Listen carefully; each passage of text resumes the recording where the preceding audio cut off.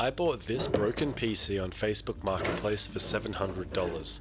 Now, I was really worried buying this PC because the previous owner had already tried to fix it, so I was instantly assuming it was either a graphics card or a CPU issue.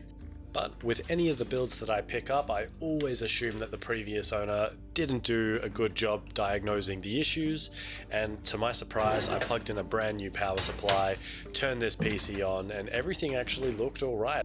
I got some RGB lights powering on in the graphics card, which you can see here, and the RGB RAM also was turning on. However, I did see that the fans weren't plugged in properly, so I quickly plugged in the Molex cables correctly in the right order, turned it all back on, and you can see instantly everything powered on as expected, which was a great sign because previously the system wouldn't even power on.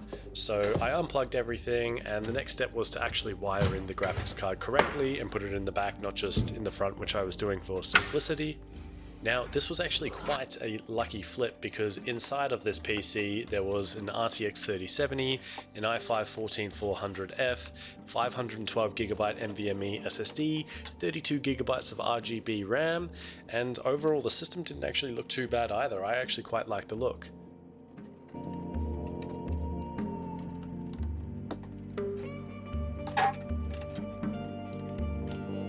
So after wiring everything back together and then going into the back of the PC and doing some very simple cable management, this PC was pretty much good to go for Marketplace. It was actually a really easy flip. It was just a swapping out of the power supply and then taking some photos, listing it and finding a potential buyer.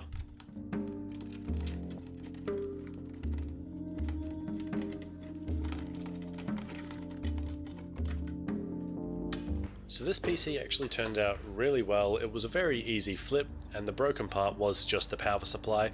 As I said before, I bought this PC for $700. I was then able to sell it on Marketplace for $1,200, which gave me a nice profit of $500 AUD for this build.